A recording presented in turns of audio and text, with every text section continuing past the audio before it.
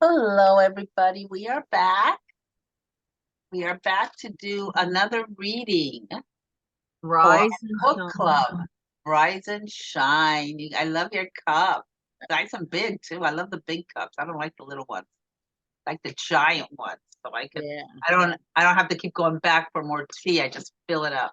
Anyway, Anyways, our book club is called Be Holy, for I am holy, which is in Peter. And that's what we're trying to do. We're trying to be holier every day because he is holy. That's what he wants us to do, to be like Christ. and spiritual reading helps us do that, Exactly. And we are doing the beautiful visions of Anne Catherine Emmerich. which have And been all historically looked at by the church because she was all of her writings were approved. Doesn't mean you have to believe them, but they were gone through meticulously for historical. And this is a woman who was in her bed. She didn't know things, like she didn't have the internet to look things up and figure things out. These were visions she had since she was a child. Go ahead, Jeanette. wow, to have visions like that. But see, we are having them with her as we're reading, And guys. and she did not tell people because people thought, people were like, that's not true. So she stopped telling people until her spiritual director told her that she was to share them. She did not come out and be like, oh, look at me, I want to share all this stuff. That was not the way she was. She was very humble, and you know her spiritual director told her she needed to. So anyway, sorry, Jeanette, go ahead. No, no, no. So we're still going toward the baptism, guys. We have a couple more days. We have maybe 5 more readings or something like that before he actually arrives to the baptism. We're But doing today, 2 today. we're gonna do 2 today because the first one is kind of short. Um, so if you want, I'll probably just do the first one since it's so short, and then you can do the second one, so we don't have to go back and Yeah, go forth. do the first one and stop, and I want to show you something on the map. So go ahead. Okay. A glance at the disciples going to the baptism. I saw the disciples whom Jesus had dispatched with messages arriving in Capernaum. They were about 5 of the best known. They had an interview with Mary. And then 2 of them went to Bathsheba for Peter and Andrew. James the Less, Simon, Thaddeus, John, and James the Greater were present. The disciples spoke of the mildness, meekness, and wisdom of Jesus, while the followers of John the Baptist proclaimed with enthusiasm the austere life of their master, and declared that they had never before heard such an interpreter of the law and the prophets. Even John spoke enthusiastically of the Baptist, although he already knew Jesus.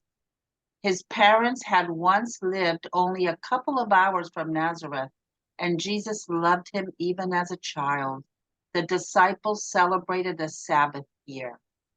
The next day, I saw the 9 disciples along with those named above on the road to Tiberias, whence they were to go to John, passing near Ephron and then through the desert toward Jericho. Peter and Andrew particularly distinguished themselves by the zeal with which they spoke of the Baptist. He was, they said, of a noble priestly race. He had been educated by the Essenes in the wilderness. He would suffer no irregularity around him. He was as righteous as he was wise, Rigorous. rigorous as he was wise. Then Jesus's disciples put forward the mildness. No, I lost my space.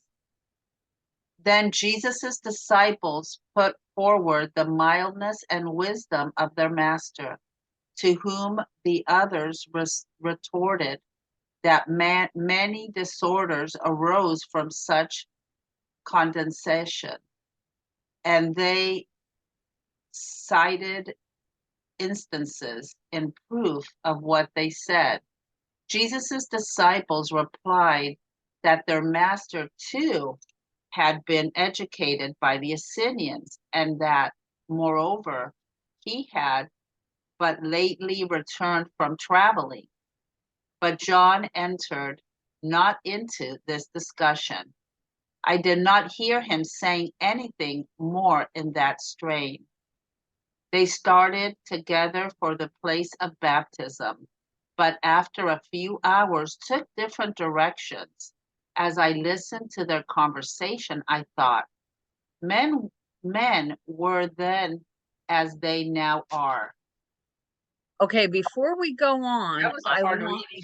I know it was a little confusing.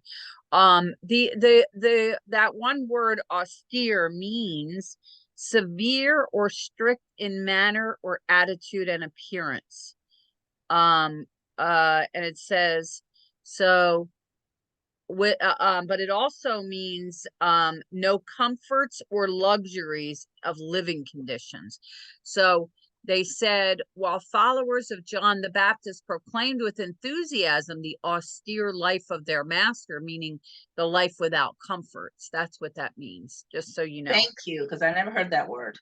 Yeah, I've heard it, and I know what it means in context, but for a second I was like, wait a minute, what does that mean again? So I just looked it up real quick. But anyway, okay, so the reason why I wanted to stop here is because whoops, I want to show you this. Okay, so this is so interesting. No, Capernaum. Okay, first, I want to show you this. No, not that. Hold on. Hold on. Come on. Where is it? Oops. Oh, I just reloaded it. Darn it. Darn it. um, Ah, what? my taskbar came on. Calm down. We won't get into all that we just went through. Okay. I wanted to show you something, but this is not showing up the way I thought it was going to show up when I did this. Okay. Here's Capernaum, right? I want to show you something. There's Capernaum, right? Yes. Yes, I see it. There's the Sea of Galilee. Oh, okay, look at how close. Yep. And here's Tiberias. We're going to talk Okay, about so that. they were all in the area, but they were like going Right. around in a circle, kind of. Right, but watch this. This is the crazy part. Okay, there's Tiberias. We're going to be talking about that. I don't understand how this is working. This going down is the Jordan, and it goes down to the Dead Sea. It goes down here. And here's Gophna, which is what we're going to talk about.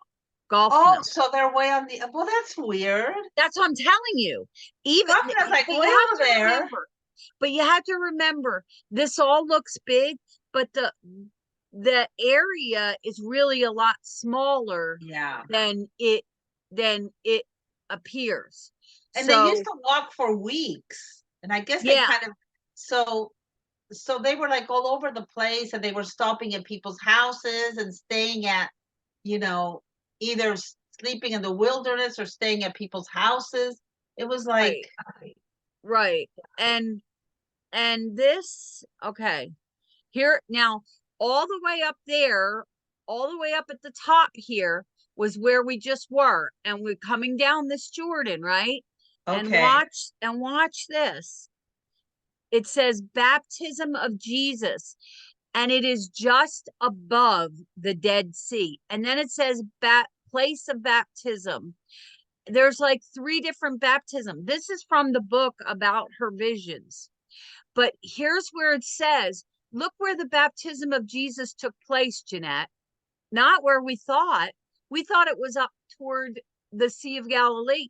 It's toward the Dead Sea. It's just above the Dead Sea. Wow. Well, why did they say? I know, that's what I'm saying. It's Well, so, there's a little tiny strip going into the Dead Sea. So maybe right. because it's coming This is the off, Jordan. This is it's the called the Jordan Jordan. because it's coming off. No, yeah, it is the Jordan. But what I'm trying to say is we thought it was more toward the top near the Sea of Galilee. It's not. Yeah. It's closer to the Dead Sea. And look Wow. over here is Bethlehem, right? Yeah. Everything's And right in the area. Oh, I want to go visit there. Let's go together. I would love to, but I'd be scared. I'm too I'll go scared. with you. I'll take care of you I know you will, but after I get my knee surgery. I'm not I'll scared of be, anything, but I'm I'll be able scared to of run. that. I bet you would. I bet you would be flying through here. So anyway, I just wanted to show you that. So now let's go back and start again. So Well, if we had to go, if we had to die, wouldn't it be awesome to do it in the Holy Land? Wow. well, you do have a good point. And I'm surprised you're talking about dying in a positive way. Wow, I'm impressed. You guys are rubbing off on me. See? Good. So anyway, so messages that she saw the disciples who Jesus sent with messages arrive at Capernaum. And I just showed you the map where Capernaum is up at the top. That's where his mom is. That's where Mary's house is. Okay. So he sent messages to his mom, remember? So Yes. they were the 5 best known disciples he sent. They had an interview with Mary, and then 2 of them went to Bethlehem for Peter and Andrew. James the Less, Simon, Thaddeus, John, and James the Greater were present. So they were present with him, it sounds like.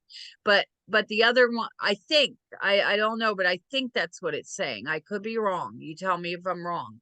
But the disciples spoke of the mildness, meekness, and wisdom of Jesus, while the followers of John the Baptist proclaimed with enthusiasm the austere life of their master. So they're saying he lived in the woods, in the desert, and declared that they had never before heard of such an interpreter. Oh, okay. So they are in Capernaum bragging about Jesus, and they are in Bethlehem. So a couple of them are in Bethlehem and a couple of them are in Capernaum to Mary.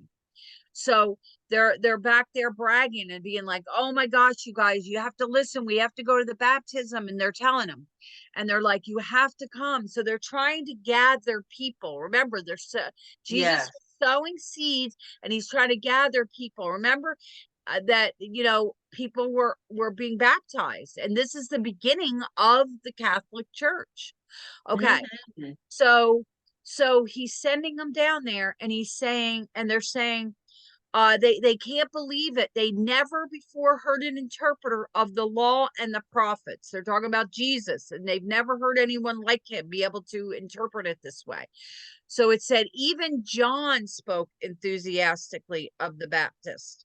So I guess it means John the disciple. I thought he came later, but evidently not. Enthusiastic, although he already knew Jesus. His parents had once only lived a couple of hours from Nazareth. And I think that I don't know if I just showed you Nazareth on the other one, but Jesus loved him even as a child. So the disciples celebrated Sabbath there. So the disciples are celebrating Sabbath, and then I guess they're going to be on the way. And here's where I said Tiberias. They were on the road. The next day, she saw the 9 disciples along with those named on the road to Tiberias, whence they were to go to John, passing Ephron, and then through the desert toward Jericho. I'm going to put these maps up on my Facebook if you guys want to see them. And Peter and Andrew particularly distinguished themselves by the zeal in which they spoke of the Baptist. He was, they said, of noble priestly race, and he had been educated by the Essenians, which were Mary's people.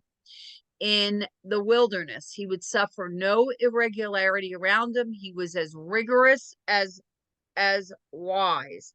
So, rigorous means extremely thorough and adhering to belief. So he would what? Oh no, I said yeah. Oh, yeah. So he was really, adhering to the belief, very conservative, like how we have liberal Catholics and conservative. He was a very, strict Catholic, or strict, then they were still calling themselves Jews, but then Jesus' disciples put forth the mildness and wisdom of their master, to which the others retorted that many other disorders arose from condensation. It's the meaning condensed. That's what that word means. So we're going through the first one and then we'll start on the second one? Yeah, is that okay? Okay, yeah, that's fine. I just wanted to see how long it was going to take to make sure we have enough time. Yes, since we started talking, so that's a good idea. Great. Yeah, because I wanted to make sure we had enough time because you have to go. So, and then they cited instances of proof of what they said. They were telling them and showing them proof. And Jesus's disciples replied to their master that he had been had been educated by the Essenians, and that moreover he had but lately returned from traveling. But John entered not into this discussion. I did not hear him saying anything more in that strain. They started together for the place of baptism, but took a few hours in different directions as I listened to their conversation. Men were then as they are now. She's just saying, oh, that's men, they're talking manly stuff. So, okay, so we have enough time. So let's start with Jesus in Gophna. Where should I start? That's all you. Okay. That's all you're reading. Where Jesus prayed alone in the inn, lay not very far from a city, Megiddo, and a field of the same name. I have clearly seen that toward the end of the world, there will be fought in a field a battle with the Antichrist. Jesus arose with the dawn, rolled up his couch, laid a coin on it, girded himself, and went forth. His way led him around many towns and villages, but he met no one, put up at no inn. He passed Mount Gerizim near Samaria, which lay to the left, as he journeyed southward. Occasionally he ate a few berries and some other fruit, and in the hollow of his hand, or with a concave leaf, scooped up some water to quench his thirst. Toward evening, Jesus entered Gophna, a city on Mount Ephraim. It was built upon very jagged foundations, some high, some low, numerous gardens and pleasure grounds surrounded between the houses. Some relatives of Joachim dwelt there, but they had not maintained intimate communications with the Holy Family. Jesus put up at an inn where they washed his feet and gave him some little refreshment. But soon there came to the inn some of his relatives, accompanied by a couple of Pharisees of the better sort, and escorted him to their home, one of the handsomest houses in the city. The city itself was of some importance and possessed at this time jurisdiction over a portion of the country around. Jesus's relative was an official and was very much employed in writing. I think the city belonged to Samaria. Jesus was received with respect. There were several guests at his relative's house, and all, standing or walking, took refreshments in a pleasure garden. Jesus slept here overnight. It was a day's journey from Gophna to Jerusalem. There was a little river in this region during the loss of the boy Jesus in the temple. Oh, the Holy Family went to Gophna in search of him, for they missed him at Machmas. They thought he might have perhaps gone to his relatives there. Mary feared that he had fallen into the little river. Jesus, having gone to the synagogue, asked for the writings of one of the prophets and taught of baptism and the Messiah. Ooh. He proved to his hearers from the prophets that the time must have arrived for his appearance. He cited events which were to precede his coming and which had actually been accomplished, alluding especially to one that had happened 3 years before. I do not now remember whether the particular event was a war or whether it was that the scepter had passed from Judah. And so he went on enumerating proofs of accomplished signs which were to precede the coming of the Messiah. He mentioned also the multiplication of sects and the irreligious nature of so many of their ceremonies. Sounds familiar. He told them that the Messiah would be in their midst and they would not know him. Wow. He alluded in words something like the following to the connection existing between himself and John. There will be one who will point him out, the Messiah, but ye will not acknowledge him. Ye wish to see a conqueror, an illustrious personage, a man surrounded by magnificence and eminently learned companions. Ye will not recognize as the Messiah one that comes among you destitute of wealth and authority, unattended by the pomp of worldly splendor and magnificence, one whose companions are unlettered peasants and laborers, whose followers are made up of beggars, cripples, lepers, and sinners. In this way, Jesus spoke at length, interpreting the prophecies and putting forth clearly the connection between himself and John. Still, he never once said, but spoke of himself in the third person.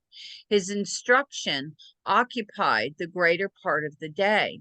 His relatives concluded that he must be an envoy, a forerunner of the expected Messiah.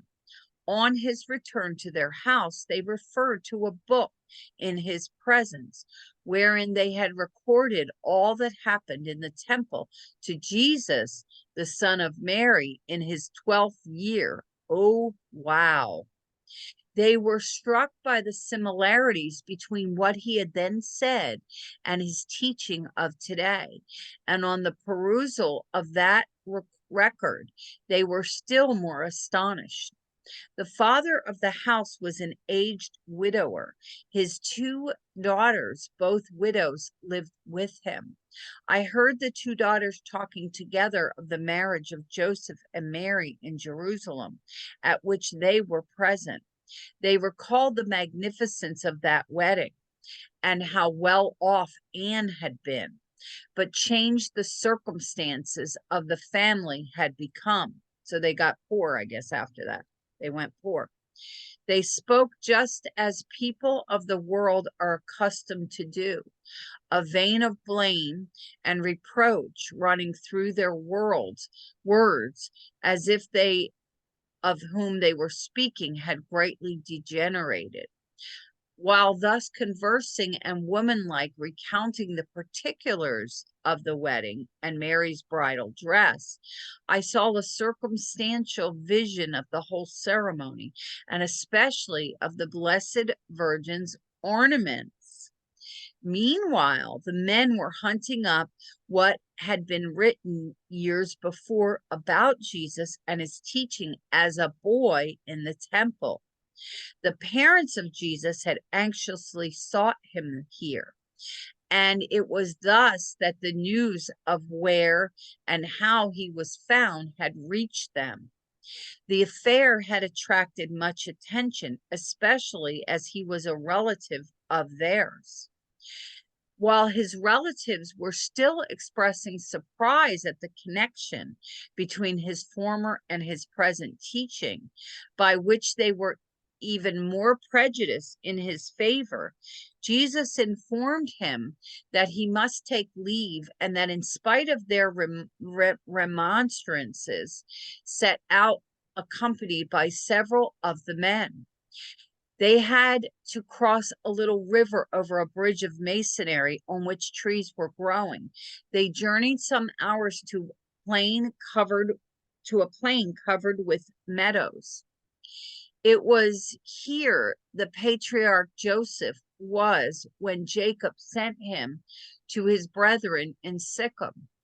The regions from where Jesus had lately come had also been frequented by Jacob. Late in the evening, Jesus entered a shepherd village this side of a small river, and his companions left him. The village lay on both sides of the river, the part on the opposite bank being the larger. The synagogue was on this side. The Lord went to an inn where were assembled two sets of candidates for baptism. They were on their way through the desert to the appointed place. They had spread the news here of Jesus' coming. He conversed with them that evening, and they departed next morning. The servants washed the Lord's feet. He partook of the light repast and then retired for prayer and rest. So, wow, we heard a lot in this, Jeanette. Some of what you talked about in your mysteries when you did her Jeanette did, if you didn't know, Jeanette, and we're in the process of uploading them onto which we did do the joyful up onto her YouTube, which I'm going to link in the bottom, where you can go and look at the part about Jesus when he was 12 years old in the temple. Jeanette, wait a minute. Yeah, that's in the joyful. Yeah. So you will be able to look at that. I'm going to put the link below. So let's start here. So Jesus was praying alone in the inn. It just reminds us we have to spend our time alone with Jesus, quiet, just, no videos, no nothing, just quiet, because I found a difference in doing the rosary and recalling some of these things like that Jeanette is going through, her things of the rosary. You literally will put yourself in the scene if you go listen to those, because they're going to really help you as you sit in quiet prayer. After you watch them, then you do your rosary, you're going to recall these scenes that she's describing in here. We only got 2 up so far. We have the joyful mysteries and the sorrowful. We're still working on getting the other 2 up. Henrietta's teaching me. She's my teacher. She's so patient and yeah, kind, but you're my guys. teacher in other things. Yeah, but you're so patient with me. Except when you start pushing buttons and I tell you not to. Like this morning. It's okay. You put me back in my place. It's okay. No. I didn't put you in any place. Anyway, but okay, so here we are. She's actually very technological. She doesn't realize it. And she looks things up, and she figured she was looking at how to bring the taskbar, and she actually is the one that got it up. So just so you know, she thinks I'm teaching her, but she actually does a lot more herself. Anyway, so here we are.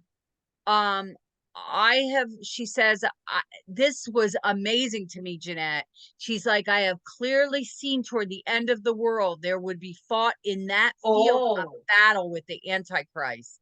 yeah. I So was like, she oh my saw to God. the end. So this right there is a verification that her visions will take us to the end. Yes, yes. And so that's the field that Jesus is in right now. He arose, and believe me, he knows these things. Jesus arose with the dawn, rolled up his couch. That's what they call their bedding. Laid a coin on it, girded himself, and went forth. I guess he was leaving a tip for the people at the inn. Oh, I wonder That's why he sweet. did that. Isn't that Oh, sweet? He yeah. is, yeah. He's just, he's kind. He's so kind.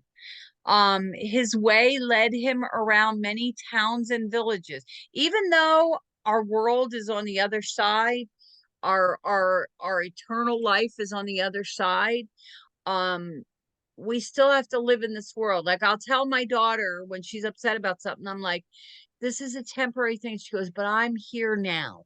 And I'm like, she's right. So, and that's Jesus. He knows we need money for our temporal needs, you know. So and that's why we need to be charitable to those who don't have, you know. So anyway, so he led them around many towns and villages, but he met no one, put up at no inn. He passed Mount Gerizim, laid, which is to the left. He occasionally ate a few berries and other fruit. Can you imagine? I'd be starving. I mean, a little bit of fruit, that's just not enough. I'm sorry. And he's walking and he's out in the sun, and that they just ate very little food back then. Yeah. It's like, I gotta have my carbs. right? Yeah, I'm staying away from carbs, but yeah. But anyway, um, and then what did he do for water? A concave leaf scooped up some water to quench his thirst. I'd be like, oh, I'm not drinking dirty water. I'm used to water from a bottle. We're just so spoiled. So toward the evening, Jesus entered Gophna. And remember, I just showed you where it showed you toward the map toward where Gophna is on a mount of Ephraim. And I should have shown a bigger map of how much smaller that area is because it looks so big, but it still was a few days walk. So it's confusing, these things, like they're going from here to there, like she jumps around in time. It was a bit jagged, she says. There were gardens, pleasure grounds, um, and relatives of Joachim dwelt there, and she's Yeah. talking about from before. See, she jumps in time, where that's what makes it confusing. When she gets to a place, she'll talk about the place and then she'll jump back to time. So it can be confusing when you're looking at it, but just realize she's jumping back and forth. Okay. So,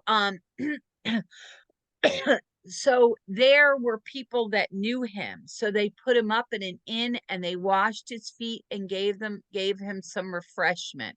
It's just beautiful the way they did that back then. Who would have known that they were washing the feet of God? Can you imagine? But soon there came in some of his relatives accompanied by Pharisees. Remember the Pharisees? They think they are all that. They're the special ones. And they escorted him to their own home, one of the handsomest houses. Of course, they have the best. The house itself was of some importance and possessed at this time jurisdiction over the portion of the country. Jesus's relative was an official and employed in writing. I think the city belonged to Samaria, and Jesus was received with respect. There were several guests at his relative's house, and all standing or walking took refreshments. I mean, I can see this pleasure garden. So Jesus slept there overnight. because it was his family, I guess. Then it was a day's journey from Gophna to Jerusalem. See, it's like they're going north and south, and like I cannot get a picture. I wish I could put all these maps together and figure this out. There was someday maybe we'll be able to go through them and say this is day this, they're talking about that day that. I don't know, that would be a big undertaking. Well, Anyway, it's if you think about it, it's kind of like that one movie that we saw, which was the road to, where was it? The road to Peter, which was the road to Santiago, remember? yeah, How St. James. they would wander, they'd stay at people's houses and then they'd pick it back up and they'd keep going. And then it took like maybe a month or so or more. I think it was 3 months for Yeah. them to actually arrive. And they started, I think they started, was it in Spain or no, in France? They started in France and then they ended up in Santiago, which the road to Santiago, Santiago is Spain. St. Peter in Spanish. No, St. James, isn't it? St. James. Okay. Anyway, but yeah, it was like that is the road that the apostles traveled in those days. So I'm thinking that must have been what it was like camping in between or staying at people's houses. So it was very interesting. It's like nowadays a lot of kids when they go to college or whatever, they take a year off sometimes. I know, I'm trying to Like, get my son to do that with my yeah. grandson. Like And they they have say, I want to hostels. wander a little. I want to, I want to see a little A bit. year, I a want gap to year, they enjoy. call it. Yeah, Um, gap year. So that's kind of like Goss, what they do. you stay in like hostels, which are like Yeah. hotels. They're like hotels, but they're really rooms and like houses, and you and they're real cheap. Like they're like $20 a night or something. But anyway, Yeah. yeah, but anyway, and some of them even cheaper, like $10 a night. But anyway, so um they're so she jumps back in time and she says this little river during the loss of the boy Jesus in the temple. Um the Holy Family went to Gophna in search of him, for they missed him at the Machmas. Now, is that described in there when you get to that, Jeanette, the Holy Rosary? She talks about that. Yeah. Yeah, she does. Yeah. So guys, look for the links below.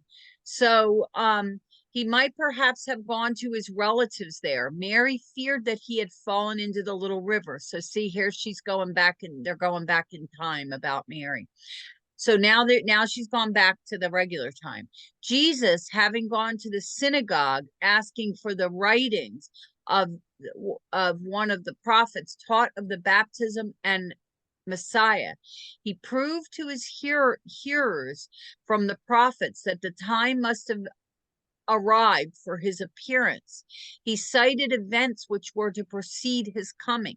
Now remember, they had just Peter, or was it Peter and James or whatever, were saying that they never heard someone talk about it like this, because look, he had knowledge that the Pharisees and the Sadducees, which is why they were jealous of him, he had knowledge. He's telling them the time is coming, the Messiah is coming up, it's a closer, here's the signs, and he's telling them, and which had and telling them, well, what had been accomplished, and especially one that happened 3 years before. She doesn't remember which is if it was a war or a scepter passed from Judah, which is funny. Maybe it's both. And so he went on enumerating proofs accomplished. He's telling them these are the signs, and they were to precede the coming of the Messiah. And boom, the Messiah is here. He's trying to, you know how in a story they give you little glimpses, they give you a foreshadowing. He's trying to foreshadow them to, so that he's trying to tell them, the people of God, that he's here without telling them, so it doesn't get to the wrong people. That's why it was so important for him to do this trip to the Right. baptism, to spend so much time So wandering around and, like so you say, planting the seed. Yeah. mm, Because they didn't have, like we have the Bible and you know, the stuff that we have. You know, it was Right. just word of mouth. Right. Right. They didn't have the internet or telephones even. No. So okay, so he told them the Messiah was in their midst and they would not know him. Right? He told them this. Yes. He was in their midst. He was telling them clearly. He alluded in words something like the following between himself and John. There will be one to point him out, the Messiah, but he didn't acknowledge him. So he points him out and he says, the Lamb of God. Remember when John says the Lamb of God? That's what he's talking about. That's what Jesus is saying. Remember, Jeanette, when John the Yes. Baptist says that? Yeah. The Lamb of God. Yeah. Yeah, he That points to I am him. unworthy to untie his sandals, you know, Yes, because yes, they said, you know, who are you? Are you, you know, are you yes, Elijah? Are you the Messiah? No. yes, yes, Somebody will come. I'm preparing the way for somebody that's coming, and that I am unworthy to yes. untie his sandals. And then when he shows up there, he says, behold, the Lamb of God, right? Yes.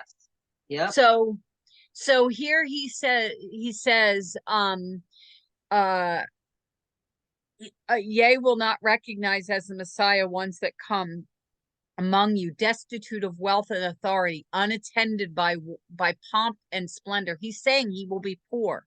This is where he's saying that. And the companions that follow him will be peasants and laborers, beggars, cripples, lepers, sinners. Well, what has happened already? People have been following him and he's been healing them. And people of God know him. The poor, that's why it says the poor, you know, They'll are inherit the right, she'll inherit the world, or the, you know, the eternity. right, Um, I just want to make a comment. What really struck out to me in this reading is, you know, we know that Jesus knew, you know, what he had to do and what was coming and this and that. We know that already. But what right, struck me so much in this reading is the fact that he himself is saying what they expected him to be. right. They're saying they expected him to be of splendor, a conqueror, you know. So he knew what they were looking for, what they were expecting. Of course he did. He was God. We know this. But it just came to my surprise right now that, wow, he really knew even before he got started with the whole, officially, the ministry with the miracle at Cana and all this. He actually knew, which we knew he knew, but just to hear it is just It like, is. wow, It's that exciting. that people are expecting him to do this and be like this, and he's not. And he's explaining to them And it's he's not saying like how that. he's gonna come. How he's gonna come, yeah. Which brings me to my next point. His followers were made up of beggars, cripples, lepers, and sinners. Why do the poor know Jesus more than the rich? I'm going to tell you one word: suffering. Suffering is what brings people that are poor. And I know because I've been poor. My mother was very sickly, and I had an abusive husband, unfortunately, my father. And so she raised us alone because he was, out having many children. I have many brothers and sisters. And her suffering brought her to Christ. That's how I know. And my suffering, Mortification. what? Mortification. Mortification. And so my mother's suffering, and then because I was raised in that, I went on to do that, because often and which I tried to change the history of my family with my kids, and I did to some degree, but still the curses were brought forward. Yeah. Their family curses. Like I always tell Jeanette, she doesn't. I know, things weren't perfect and all, but Jeanette had a good child life. You were raised, you had good things. I'm not saying that, everything was perfect, because I know it wasn't. I know the story, but I'm just saying that the men, You know, you had good dad, even though he wasn't perfect and he was severe at times and all that. But I'm just saying that the poor is where you come. But because Jeanette, Humility and meekness also. yeah, and Jeanette, exactly, you're forced to be humiliated. That's what brings humility, when you are accept humiliation. So, but Jeanette came from a country that Argentina, which we consider a third world country, you know, even though she had money, her family had money, she still, like, they had a cabin where they would go, and she would go, and they wouldn't have electric or water. So she learned some things, and they did their own, made their own foods and stuff like that. When you do that, when you're, you know, she touched the earth with her feet and things like we don't do today. So I'm just saying that suffering and humility are things that that help us be closer to God. So Jesus did not come rich. He came poor because he knew those people would know him. He understood that. Like, Jesus knew things. So he spoke at length, interpreting the prophecies and putting forth clearly the connection between himself and John. And he never once said, but spoke of himself in the third person. So that's the weird part. Remember, there's also the mystery of the Trinity, you know, that comes into play here. You know, he's God, but he's Jesus. He's the Son, but he is his Father. He's also the Holy Spirit, which he sends later. So it could be very confusing because it's something Yes. humans don't have. Yeah. Yes, Humans, we he don't. was 100% divine and 100% human, but he stayed in the It's a human mystery. form, even the suffering part of it and everything. But at times we'll see the divine come out. And the only, you know, one of the times, of course, is all those healings and those miracles. Another Right. time is when he says the word woman, which Right. it took me forever to understand. Why is he being rude to his mother? But no, he's not. He's putting her in kind of in her place, and to make her understand that he's not only her son, but he's God. Right. So she needs to be understanding that his life and his place on this earth is for a certain goal. That's why he puts the word woman, and that's what my sense of it is. Right. Right. Yeah. You know, Jeanette is telling you something that is very important. You have to understand, Jeanette takes a lot of classes. Like, she gives me, you know, some of, I can keep up with her, but she gives me some things. And in fact, she just had me download something that she's on, and I'm like, oh, good, I want to listen to that. So, but anyway, she's telling you something that she's learned from the theologians. You know, she didn't just come up with this on her own. She didn't just interpret this. She's explaining to you something really important that people that don't understand Catholicism uh think that he was putting her down, and she's trying to tell you that's never what he's done with his mother. He honored her, just like the Ten Commandments say. She's explaining to you what the theologians are, you know, are teaching. Catholic theologians understand these things. So in any case, so his relatives concluded that he must be an envoy, a forerunner of the Messiah. So they're starting to clue in here. This is where they're starting to clue in. And on return to their house, they referred to a book.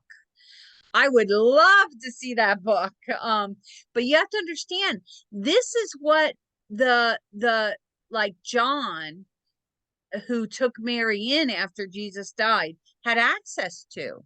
So when he wrote his gospels, this is what he had access to besides Mary herself. You see, so that's how we get those stories in the gospel. People wrote them down at the time because they were so unusual. So They were struck between the similarity between what he had then said and his teaching of today. On the perusal that the record, they were still more astonished. They are really starting to clue in. If you've ever had epiphany moments in your life, this is what's happening here. They're starting, little light bulbs are starting to go on. Jeanette, have you ever had epiphanies where, I know you have, but can you imagine one time where you have an epiphany and you're like, oh, now I get it. The light bulb goes on. I can't remember one incident, but yeah, I have those a lot, but then I forget about them because of my forgetfulness. Yeah, me too. Same here. Which is why we're no longer working. Especially me in nursing. You can't be forgetful and be in nursing. Well, me, Anyway, it's because of my but mom. there I are have a to lot of watch her. ADD nurses, just so you all know that. A lot of nurses are ADD, but it's because when they're young, they're good at chaos. Older nurses that have ADD, those are the ones to beware of and make a lot of the medical errors, just so you Well, know. me, it's not my forgetfulness. Me, it's because I'm watching my mom. She's with me 24/7. She needs attention. So right now she's sleeping. Oh, But for if not, me, I'd be working. I'd be making cakes. I'd be decorating her cakes, guys. mother's very demanding. Yeah. But But she Jeanette, loves you so much. oh, I love her too. But She Jeanette loves puts her me. in her place. Yeah, I do. I do. I take away I was her like, remote if I sometimes to tried to punish put her. my mother in her place, oh my gosh, World War III would happen.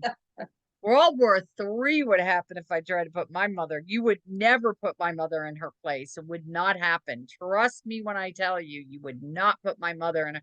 She seemed to be meek and mild, but oh boy, you would never do. I couldn't get my mother to, Anyway, the point is that here is they wrote this down in this book, and the father of the house was an aged widower and his two widows. I don't know why that. I guess what they're talking about is because these two daughters were talking about the marriage of Joseph and Mary. See how she's now going back in time again, and about Mary and Joseph's wedding, which we talked about early on. Jeanette and I did when, before all this day, I can't remember what day it was, but we went through the marriage of Joseph and Mary. And they recalled the magnificence of that wedding. And I guess I don't know if this was written in the book, but they were talking about it. And It's then also in the hopeful in mysteries, which are the ones that um, she made at the end we got to of find the. those, and I got to Yes, put it's them in a the whole. folder. Yeah, there. Yeah, that reminds me. It's what I've got to do today is find the It's ones we're missing. actually the hopeful mysteries, which she made up herself, but it doesn't really matter in my sense because we're putting prayer in it, and they're just Right. life things that happened in Jesus's life. So of course they're Just important. look how And they're her crazy. favorite, guys. They're her favorite visions. So she included them at the end. So you could imagine how spiritual they are.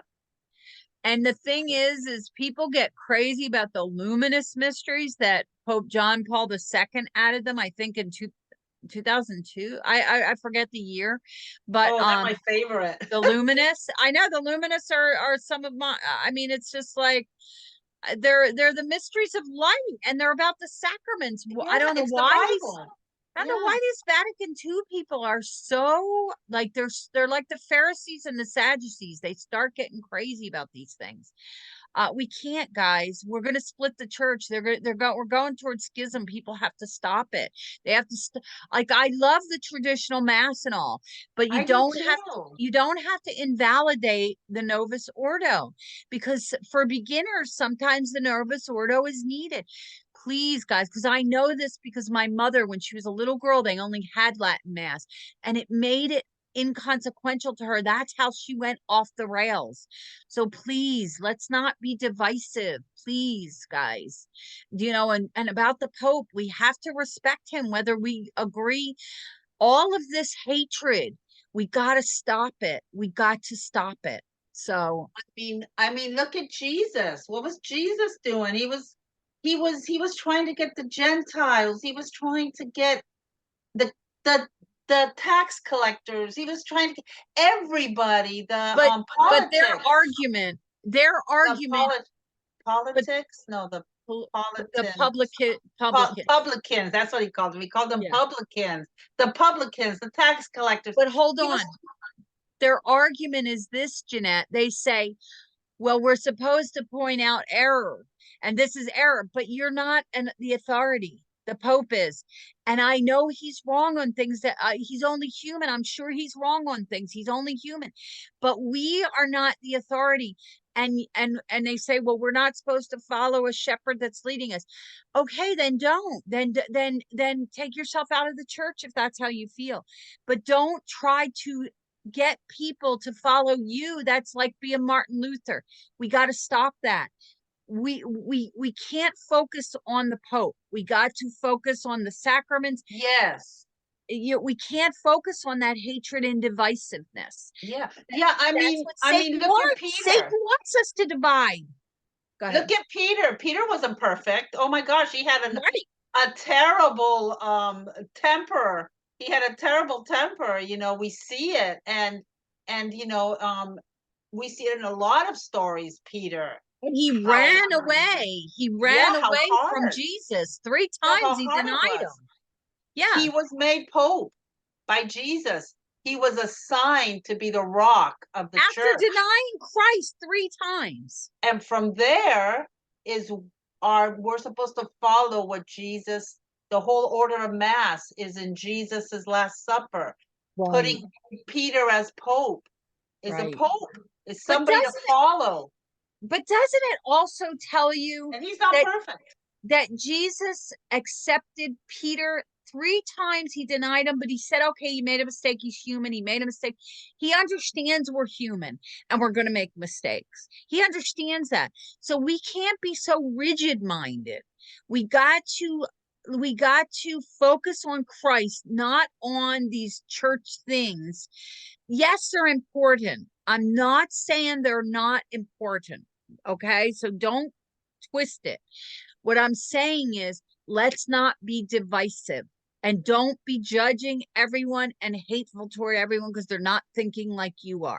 It's hard. Trust me, I know. You know how I am about certain people, if you know what I mean, in politics. I'm not going there, and you know why, Jeanette. But the point is, right? Yeah. But the point is, that's the point. Okay. So, and where it said Jesus was talking about, well, anyway, so let's just focus here. So they recall the magnificence and the well-off of Anne had been, but now changed circumstances of the family had become. How many families do you know that were wealthy that lose their wealth, whether it's a change in the stock market or property? Somehow there's a change that that they lose the property, there's a fire or whatever. Wealth can change. Anne and Joachim were very wealthy. Mary grew up very wealthy, but by the time she was with Joseph, they were poor. And that's what she's saying here. They went from wealth to poverty. It happens every day today. It happened throughout history. That's how life is, up and down, up and down.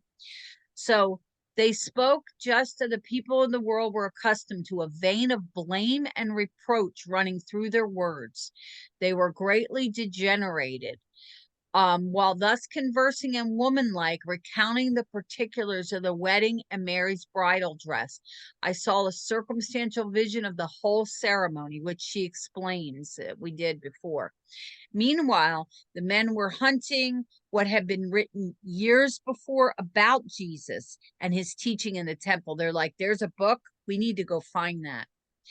The parents of Jesus, because they're like, this guy might be the Messiah. They're getting a clue, and they're like, this guy might be the Messiah here. They're not quite there, but they're like light bulbs and epiphanies are going on. So the parents of Jesus had anxiously sought him, and thus the news of how and where he found had reached them. The affair had attracted much attention. Because all these light bulbs are going on and people are telling each other, they're like, what? Like, it's like the news is traveling. And remember, they didn't have phones or internet. it went through word of mouth, and all these epiphanies are getting shared, and and people are like, what? And they believe it because he was relatives of theirs and they knew him. So these relatives were expressing surprise at the connection of his former and present teaching. They were prejudiced in his favor because they trusted him. When you know someone, you trust that they're not liars. Jesus informed them that he had to leave. In spite of their remembrances, he was on a mission, and he couldn't sit and do memories. He's like, okay, yeah, light bulbs are going on. That's what I need to happen. He's on a mission. He's like, okay, my work is starting to happen. They're starting to get this, but I got to go because we have a thing to do. He's got to get to that where we went on the map where it showed where he was baptized, just above the Dead Sea on the Jordan, which is shocking. So anyway, I always thought the Jordan was real little and not real long like that. Like it's just weird to see it in the map, which we're going to someday hopefully be able to go through. So Yes. yeah, it was here the patriarch Joseph and Jacob sent the brethren in Sichem. Now she's going back in time again. This is why her readings are confusing. The regions of where Jesus had lately come have been much frequented by Jacob. He's in the land of his fathers, of the forefathers, He entered the shepherd village in the side of the small river, and his companions left him. I don't know why, but they did. The village lay on both sides of the river, and the part of the opposite bank being the larger. The synagogue was on the side. The Lord went to the inn where he assembled 2 sets of candidates for baptism.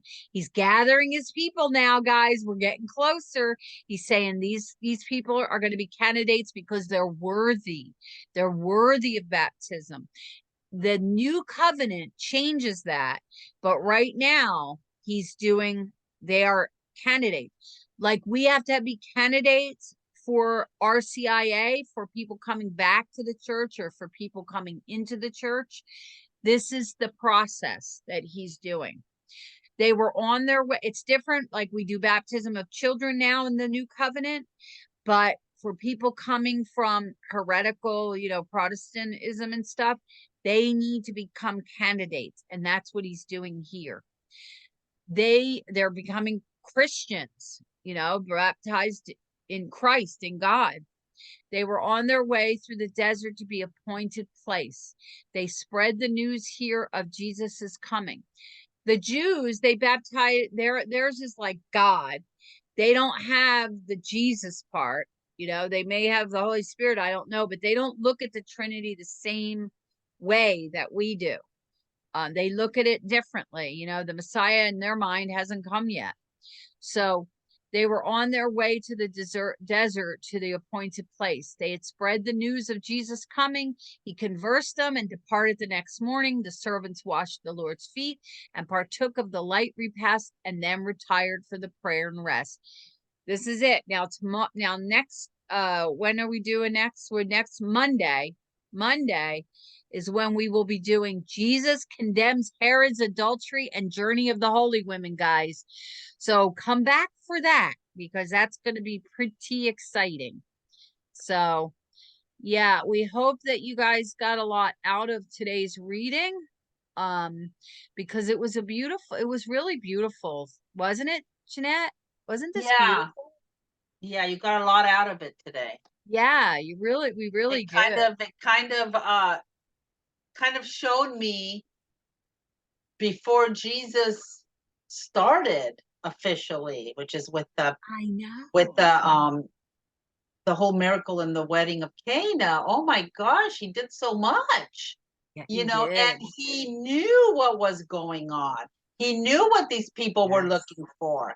He knew what they expected out of him, and he wasn't that. So he was trying to make them understand, trying to change their way of thinking about the Messiah through parables, right, and comparisons, and through showing them what really matters, the humility, the meekness, right, of being a follower of his, being a follower of Christ. You need humility. You need, and that's why he told people to give your stuff Yes. away and follow me. Yes, you need to understand that it's not about what you have. It's about giving up everything you have and following him.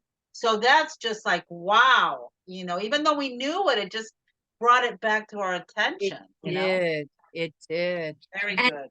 and it doesn't mean wealth is a bad thing. It doesn't mean that. And it doesn't mean you have to give everything of yours away. He's trying to make a point that nothing should matter. Your wealth shouldn't matter more than him. And there are some very wealthy Catholics that are very good Catholics, and they make a difference. They make a difference in this world with their Yes, money. yes, we need them. I mean, look at Lazarus. Look Yes. look at the Apostle Mark. Look at Mary Magdalene. You know, Mark was really John Mark. And you know who Mark came from? Mark was a Levite, the Apostle Mark. And his mother was Mary, another Mary. And the other Mary was the one that they ran to, the house they ran to after, you know, Peter got freed in Acts, because her house was so big, because they were wealthy. But yet she gathered everybody in her wealth. She fed everybody. Yet she was still wealthy, and she continued being wealthy, making money to help the And cause Jeanette is not just talking out her butt. She knows what she's talking about because she's taking a class. You're She's so taking a funny. class about Mark. I'm And sharing it with you guys, actually. I she's shared it with sharing you you guys. a lot of good stuff. So Yeah. she's been sharing it with me because I can't keep up with her. Anyway, guys, we hope that you have a wonderful day.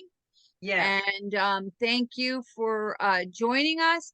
And I hope that you'll come back because it's going to get spicy. Yes. Bye. Bye, guys. That was very good.